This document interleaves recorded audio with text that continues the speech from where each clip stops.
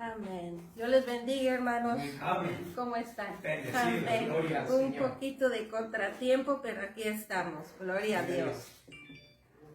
Voy a bajar que está haciendo sonido. No queremos tener sonidos extras.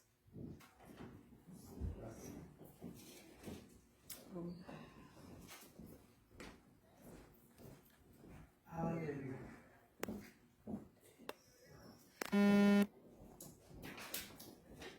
Damos gracias a Dios. Estamos en la clase, número 9, promesa de salvación y favor divino. Qué título tan lindo. Aleluya. Aleluya. Vamos a empezar con una oración pidiendo la guianza de Dios en esta mañana. Padre, te damos infinitas gracias. Gracias por tu amor tan grande. Gracias por tu misericordia tan grande, Señor. ¿Qué somos ante tu presencia, Dios mío? ¿Qué es el hombre?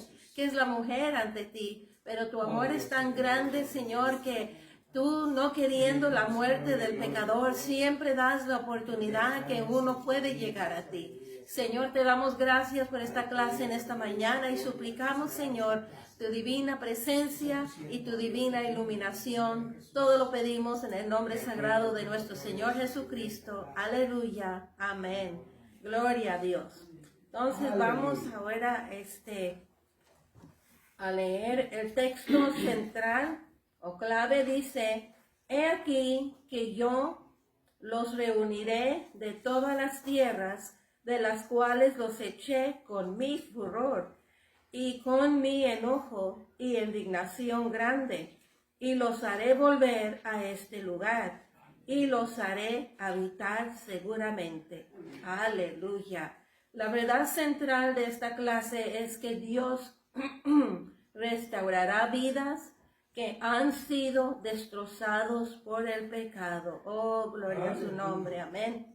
Ahora vamos a leer la lectura que está en el libro y empieza con Jeremías capítulo 32, el versículo 3. Dice: porque Sedequías, rey de Judá, lo había puesto preso, diciendo: ¿por qué profetizas tú diciendo, así ha dicho Jehová, he aquí yo entrego esta ciudad en mano del rey de Babilonia y la tomaré? Y Sedequías, rey de Judá, no escapará de la mano de los caldeos, sino que de cierto será entregado en mano del rey de Babilonia, y hablará con él boca a boca, y sus ojos verán sus ojos, y hará llevar a Sedequías a Babilonia, y allá estará hasta que yo le visite. Y si pelearéis contra los caldeos, no os irá bien, dice Jehová. Dijo Jeremías: palabra de Jehová vino a mí diciendo: he aquí que Hanamiel, hijo de Salum, tu tío, viene a ti, diciendo: cómprame mi heredad que está en Anatot, porque tú tienes derecho a ella para comprarla. Y vino a mí Hanamiel, hijo de mi tío, conforme a la palabra de Jehová, al patio de la cárcel, y me dijo: compra ahora mi heredad, que está en Anatot, en tierra de Benjamín, porque tuyo es el derecho de la herencia, y a ti te corresponde el rescate. Cómprale para ti. Entonces conocí que era palabra de Dios, y compré la heredad de Hanamiel, hijo de mi tío, la cual estaba en Anatot, y le pesé el dinero, 17 siclos de plata. He aquí que yo los reuniré de todas las tierras de las cuales los eché con mi furor y con mi enojo e indignación grande, y los haré volver a este lugar, y los haré habitar seguramente, y me serán por pueblo, y yo seré a ellos por Dios, y les daré un corazón y un camino para que me teman perpetuamente, para que tengan bien ellos y sus hijos después de ellos. Y haré con ellos pacto eterno, que no me volveré atrás de hacerles bien, y pondré mi temor en el corazón de ellos, para que no se aparten de mí. Y me alegraré con ellos haciéndolos bien, y los plantaré en esta tierra en verdad, de todo mi corazón y de toda mi alma. Aleluya, gloria a Dios. Se pueden tomar asiento, hermanos. Entonces aquí estamos viendo, ¿verdad? En el parte 1, el juicio anunciado. Y se indignó el rey Sedequías porque dijo, ¿cómo si tú eres profeta de Dios, vienes a mí para darme esta palabra tan dura? ¿Por qué no me vienes a bendecir o decirme otra cosa mejor? Pero vamos a ver, dice, el pueblo de Judá no pudo decir que no había sido advertido. Durante siglos Dios les había enviado mensajeros, así como el reino norteño de Israel, para hablar del juicio venidero. Sin embargo, se negaron a arrepentirse. Ahora se estaba acercando el cumplimiento de la profecía de que serían capturados y llevados a exilio. El proceso había comenzado y la ciudad de Jerusalén había estado bajo sitio durante 3 años. Entonces aquí estamos viendo, Dios les había hablado, arréglense, arrepiéntense, pónganse bien, están viviendo de una manera que a mí no me favorece, pero el pueblo, aunque oía, seguía en sus caminos. Ahora, estaba viendo que vamos a ver, Jerusalén había sido, déjame ver dónde la puse. ¿Cuántas veces fue destruida Jerusalén? Pues Jerusalén porque se había ido atrás de dioses ajenos. Jerusalén había sido destruida 12 veces. 20 veces había sido sitiada y 50 veces capturada. Y este es el pueblo de Dios, este es el pueblo que Dios ama. Pero ellos se iban en contra de la palabra de Dios, se iban conforme a sus deseos, lo que ellos querían hacer, eso hacían. Entonces, por lo tanto, que Dios les dice, se les ha advertido, no quieren hacer caso, viene el juicio.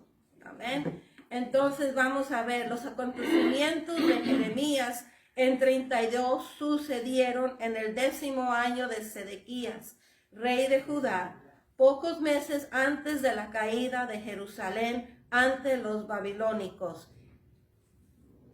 En 589 a.C., Nabucodonosor había citado a Jerusalén en respuesta en una rebelión iniciada por el rey Sedequías.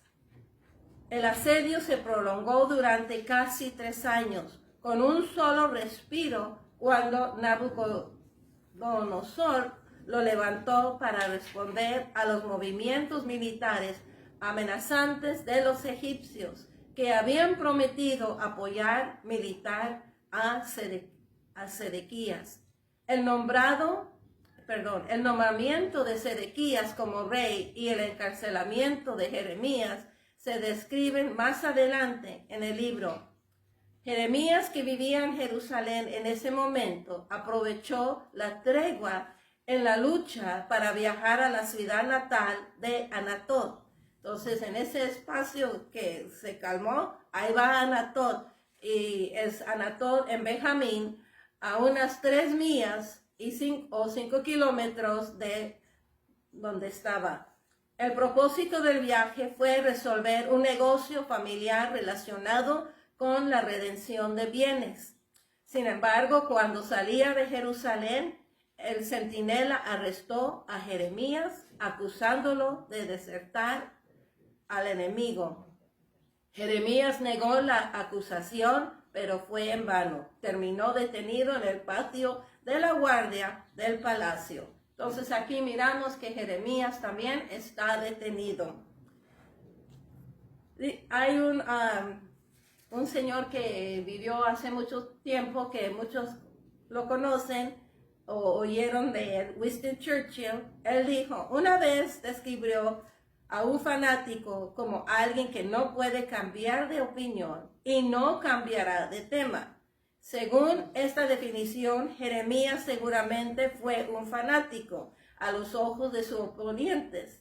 Para el mundo, las personas que afirman haber escuchado de Dios son fanáticos, porque dicen, esto es lo que ha dicho Dios y no me voy a cambiar, esto es lo que dice Dios y no me voy a cambiar para darte gusto o que tú te sientas mejor.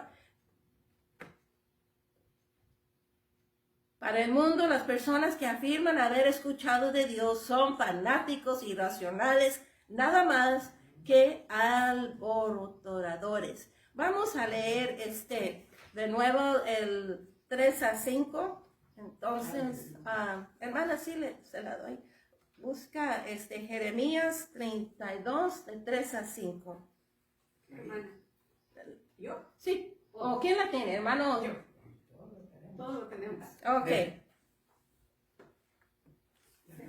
Está en la... Dios los bendiga, hermanos. Amén.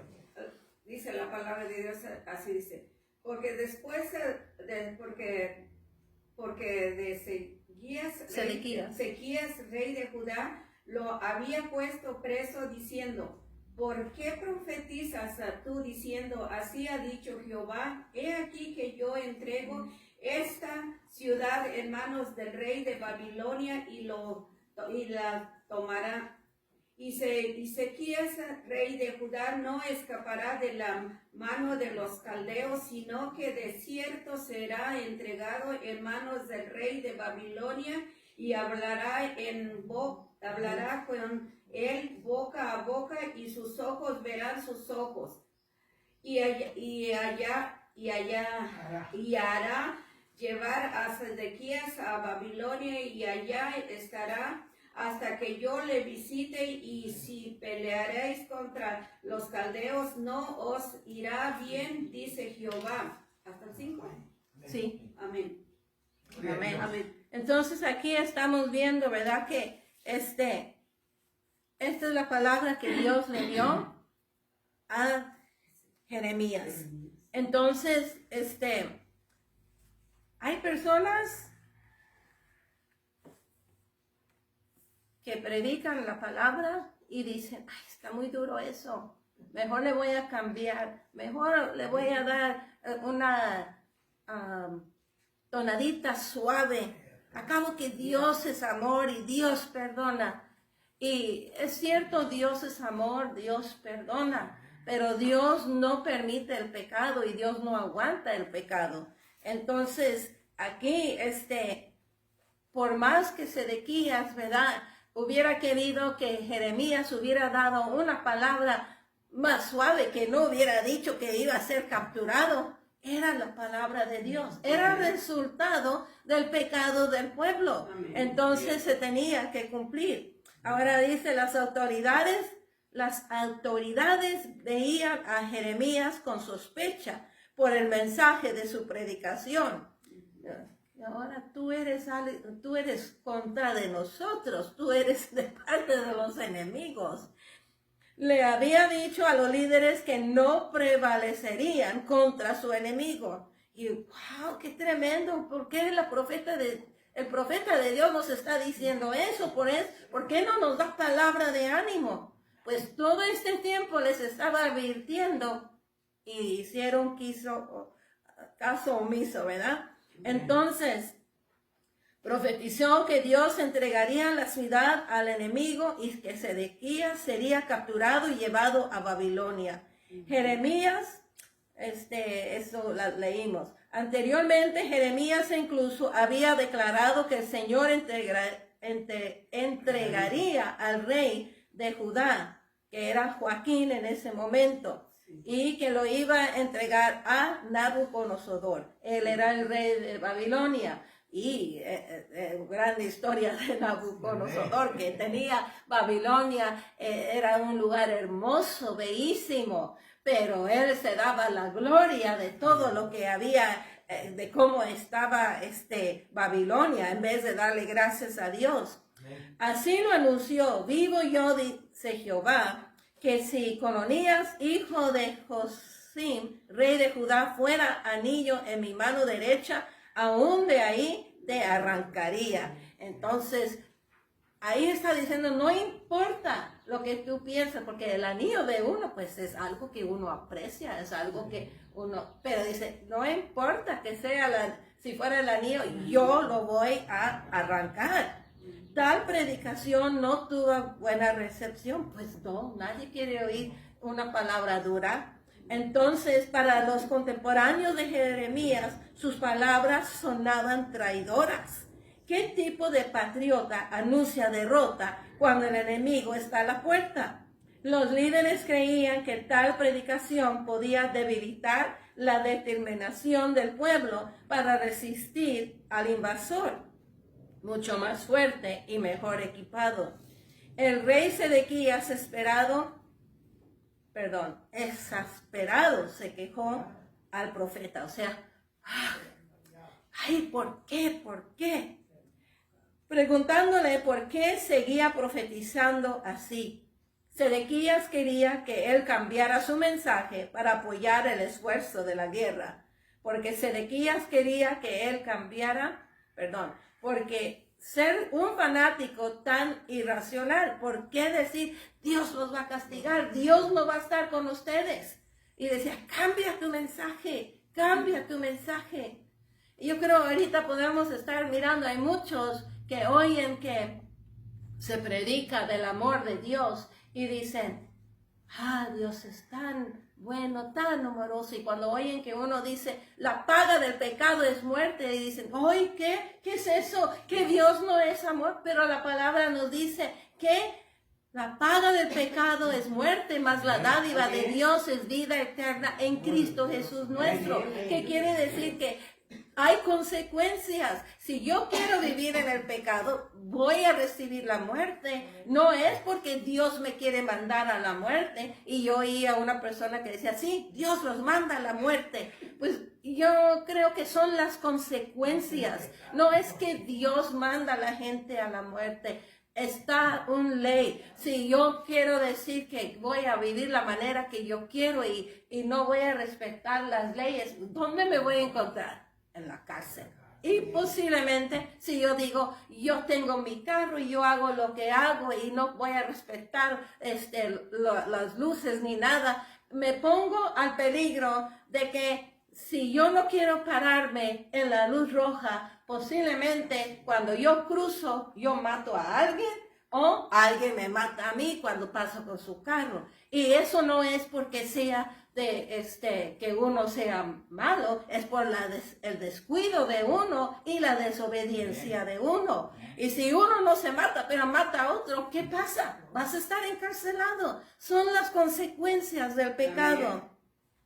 Entonces estamos viendo que esa predicación no les agradó para nada, pero sin embargo, incluso bajo la increíble presión de las personas, que era tan fuerte y tan poderosa, Jeremías no cambiaba su predicación. Instó en que su mensaje era de Dios y que no tenía autoridad para alterarlo. Tenía que comunicar la palabra que Dios le había dado y ninguna otra. De no hacerlo, se convertiría en un mercenario y un charlatán. Y hay veces que por eso muchos ven y dicen,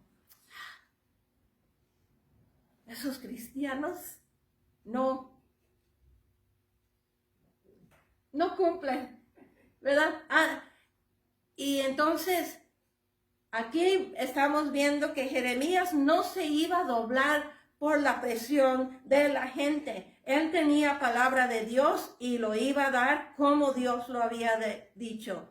Había muchos de estos en Jerusalén en ese momento y Jeremías se negó a ser uno de ellos. Yo no voy a hacer ni cumplir con tu gusto. Perdón que si no te gusta, oh rey, pero esta es la palabra de Dios y es el resultado por el pecado. Acción profética y simbólica. Cuando pensamos en la profecía, generalmente pensamos en la palabra hablada. Imaginamos al profeta anunciando, así dice el Señor, seguido de un mensaje profético de juicio o de salvación. Sin embargo, los profetas antiguos a menudo ilustraban sus profecías con tales acciones, incluyendo individuos como Agías, el Silonita, Isaías. Estas profecías ilustrativas abarcan toda la gama desde lecciones a la lección, hasta acciones simbólicas que requerían que el profeta, cuando Dios le ordenó, ve y cásate. ¿Se recuerda? Ve y cásate con una prostituta. Y uno dice, ¿ah? ¿Cómo? Oye, Dios, eso es contra de ti. ¿Cómo es que tú quieres que yo me case con una prostituta? Oseas decía, ¿cómo? Pero Dios le dijo que lo hiciera. Y Dios quería, de modo que algunos de los hijos de ella serían concebidos en prostitución. ¿Por qué? Esto iba a ilustrar cómo Israel se había comportado como una prostituta o al volverse en contra del Señor y a rendir culto a otros dioses. O sea, Israel iba tras dioses y se olvidaba del Dios verdadero. Y hacer eso estaba prostituyendo. Y mientras eso pasaba, tenía sus hijos, ¿verdad? Pero Dios le decía, agarra. Y él iba y la agarraba y le decía, te amaba. Uno diría, prostituta que se va con otro, pues yo la dejo y aquí se acabó todo. Pero Dios dijo, agárrala, tómala. ¿Y por qué? Porque Dios quería enseñar su amor para Israel, que aunque Israel se había apartado de él y había ido tras dioses ajenos, la amaba. A Isaías también, y ahora este es muy tremendo, dije, wow, a Isaías también se le ordenó quitarse la ropa y andar desnudo para ilustrar el juicio de Dios sobre Cus. Y uno dice, ¡ay, qué horrible! Pero Dios quería dar a entender al pueblo, lo que están haciendo es horrible. Si esto te parece horrible, pues mira, esto es lo que ustedes están haciendo. A veces incluso se daban nombres proféticos a los hijos de los profetas, algunos de los cuales no eran halagadores. Por ejemplo, la hija de Oseas, ¿ok? Recuerda, Osías se casó con una prostituta y le dio hijos. La hija, su nombre fue Lo-Ruama, que significa no amada. Y uno diría, y yo nunca pondría un nombre así para mi hija. Pero esto Dios estaba usando la vida del profeta para dar una enseñanza al pueblo de Israel. A Jeremías mismo se le requirió que encarnara su mensaje al permanecer soltero y sin hijos. Nunca se casó y nunca tuvo hijos. Una perspectiva que era socialmente impensable para un joven en su cultura. Pues no, cada joven ve a una joven y dice, ay, qué linda, me quiero casar con ella, vamos a tener familia. Y aquí Dios no quería que Jeremías se casara. Y uno dice, ay, pues qué malo Dios, ¿por qué hace eso? El que está llamado al servicio de Dios, Dios lo usa para su propósito. Y cuando uno no obedece la palabra de Dios y no obedece lo que Dios quiere que uno haga, no le sale bien las cosas. ¿Qué si Jeremías hubiera dicho, Dios, si soy joven, me quiero casar, y hubiera buscado una joven y se hubiera tenido hijos? ¿Quién sabe cómo le hubiera ido? Quizás el sueño de su vida de tener una dama y sus hijos no iba a salir como él pensaba, porque iba a estar en contra de la voluntad de Dios. De hecho, Jeremías se destaca entre los profetas como alguien que utilizó una serie de acciones simbólicas. Entonces, así como Oseas y Jeremías, Dios usó sus vidas para dar simbolismo para que las personas pudieran ver la comparación. Ahora, Jeremías 32, 7 a 12. Eso lo leímos también, 7 a 12. No, hermano Pedro, ¿puede leer el Jeremías 32, 7 a 12? Ajá, por favor. Amén. Dice así: He aquí que Anameel, hijo de Salum, tu tío, viene a ti diciendo: cómprame mi heredad que está en Anatot, porque tú tienes derecho a ella para comprarla. Y vino a mí Anameel, hijo de mi tío, conforme a la palabra de Jehová, al patio de la cárcel, y me dijo: compra ahora mi heredad que está en Anatot, en tierra de Benjamín, porque tuyo es el derecho de la herencia y a ti corresponde el rescate. Cómprala para ti. Entonces conocí que era palabra de Jehová y compré la heredad de Anameel, hijo de mi tío, la cual estaba en Anatot, y le pesé el dinero 17 siclos de plata.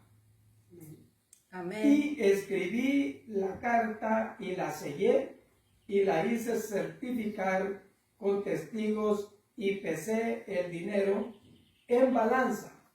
Tomé luego la carta de venta sellada según el derecho y costumbre y la copia abierta, y di la carta de venta a Baruch, hijo de Nerías, hijo de Maasías, delante de Anameel, el hijo de mi tío, y delante de los testigos que habían suscrito la carta de venta, delante de todos los judíos que estaban en el patio de la cárcel.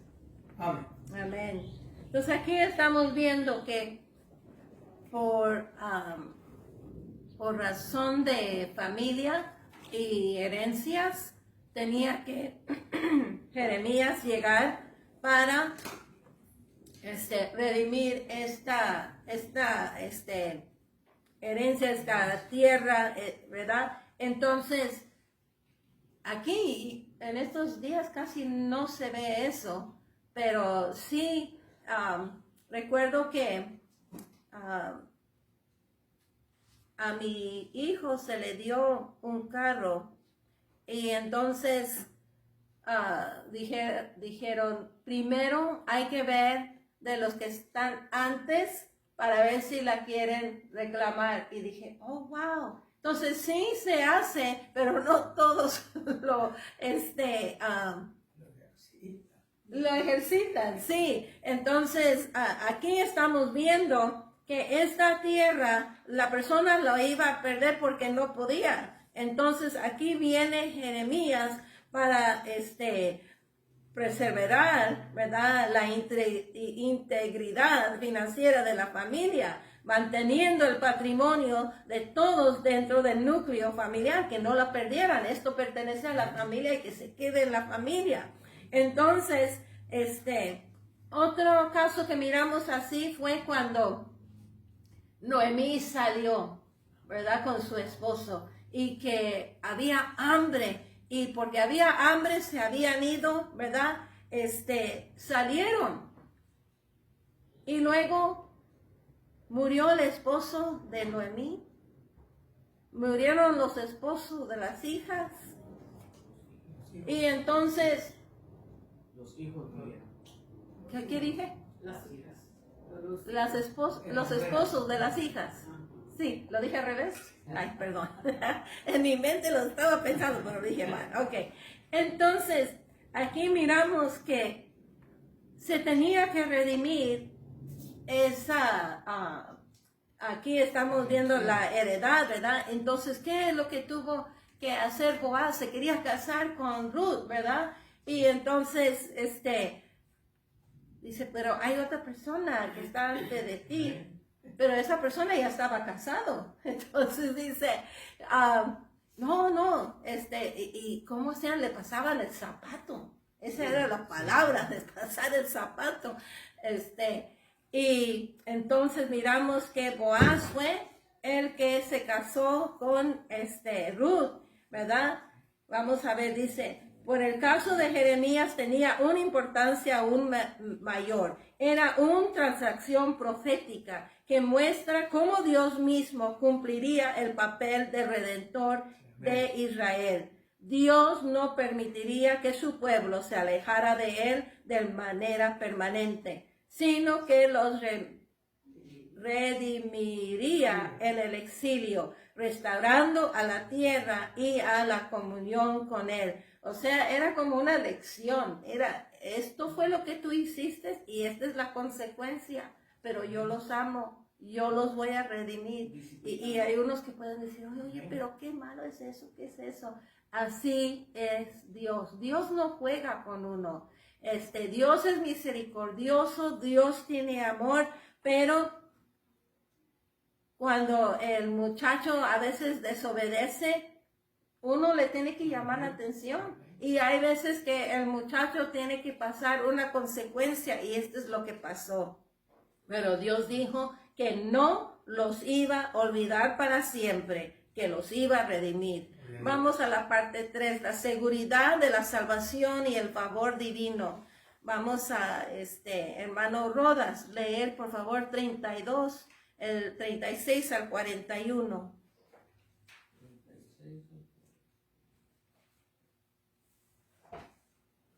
Dios le bendiga, hermano. Amén. Dice así, en el nombre del Padre, del Hijo y del Espíritu Santo. Y con todo, ahora así dice Jehová, Dios de Israel, a esta ciudad, de la cual decís vosotros, entregada será en mano del rey de Babilonia, a espada, a hambre y a pestilencia. He aquí que yo los reuniré de todas las tierras a las cuales los eché con mi furor y con mi enojo e indignación grande. Y los haré volver a este lugar y los haré habitar seguramente. Y me serán por pueblo y yo seré a ellos por Dios. Y les daré un corazón y un camino para que me teman perpetuamente, para que tengan bien ellos y sus hijos después de ellos. Y haré con ellos pacto eterno, que no me volveré atrás de hacerles bien, y pondré mi temor en el corazón de ellos para que no se aparten de mí. Y me alegraré con ellos haciéndoles bien, y los plantaré en esta tierra en verdad de todo mi corazón y de toda mi alma. Amén. Gloria a Dios. En esta última sección de Jeremías, el profeta amplió el significado de las acciones descritas al relato anterior. Explicó que el exilio babilónico, aunque era devastador, sería duración limitada, no iba a ser para siempre. El Señor prometió ciertamente traer de regreso a su pueblo a los países a donde los esparció. Bueno, como dice la palabra, ¿verdad? Los traeré de regreso a esta misma ciudad para que viva en paz y seguridad. Al principio del libro, Dios había prometido a través de Jeremías que el exilio duraría 70 años. Muchos eruditos calculan este periodo de 70 años después del año en que Nabucodonosor anexó a Judá al imperio babilónico, hasta el año en que los primeros exiliados comenzaron a regresar a Judá bajo el rey persa sirio. Dicen que Sirio fue un rey bueno que ayudó al pueblo de Israel. Amén. Yo no sé si muchos habían escuchado que muchos le pusieron así al presidente que sacaron antes. Decían, es un Ciro que viene a ayudar a los Estados Unidos. Ahora vamos a ver, en el 586 antes de Cristo, cuando Jeremías realizó la profecía simbólica descrita en este capítulo, muchos de sus compatriotas ya habían estado varios años en exilio. Daniel y sus 3 amigos fueron a Babilonia en el 605. Y Ezequiel fue a exilio en 597 antes de Cristo, junto con el rey Joaquín y miles de habitantes. Dios no iba a dejar a su pueblo en el cautiverio para siempre, ¿verdad? Miramos cuando salieron de Egipto, estuvieron dando vueltas y vueltas, pero Dios no los dejó en el desierto para siempre. ¿Qué fue lo que pasó ahí? Los que eran incrédulos a Dios fueron los que murieron por desobediencia e incredulidad, pero los jóvenes que amaban y creían en Dios fueron los que entraron a la tierra prometida. Amén. Y ahí miramos que Josué fue el que tomó el mando, porque Moisés le dijo, ¿verdad? Pues que él iba a seguir adelante y Moisés pues no cruzó, pero vio de lejos, ¿verdad? La tierra que Dios había prometido. Ahora, Dios no iba a dejar a su pueblo en el cautiverio para siempre. Algún día los llevaría de regreso a su tierra natal. A pesar de muchos de los que estaban exiliados, morirían lejos de su territorio. Pero llegaría el día en que Dios les daría un solo corazón, un solo propósito de adorarle para siempre, para su propio bien y el bien de toda su descendencia.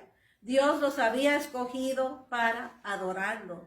Y Dios nos escoge a nosotros para adorarle, para darle la honra y la gloria que Él merece. A pesar de su anterior rebelión. Ahora, esta porción del mensaje de Dios al pueblo refleja el consuelo que Jeremías registró en el capítulo 31, estableciendo que Dios los sacaría del exilio. Ellos serían su pueblo y Él sería su Dios. El corazón de Dios por su pueblo se expresa especialmente ahí en Jeremías 31. Un pasaje que algunos creen que es el trasfondo del Antiguo Testamento para la parábola del hijo pródigo.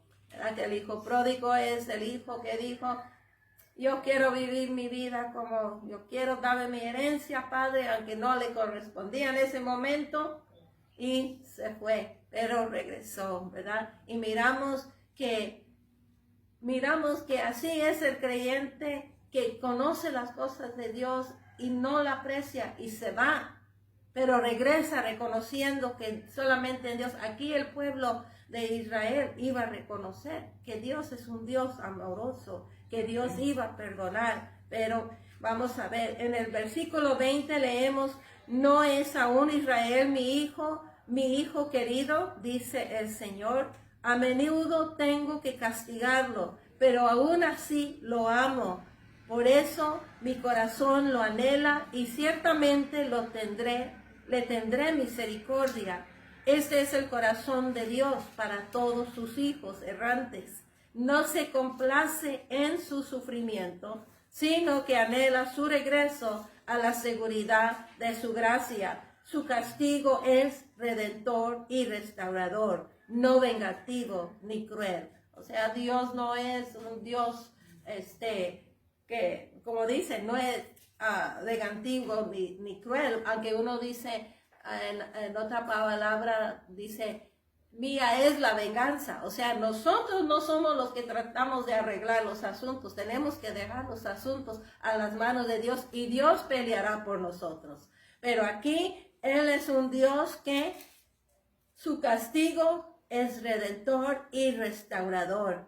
Ahora, en 587, fue cuando el templo fue destruido. Estamos estudiando eso los viernes. Entonces estamos viendo en qué periodo está todo esto, ¿verdad? Entonces, damos gracias a Dios. Dice, el bien seguirá.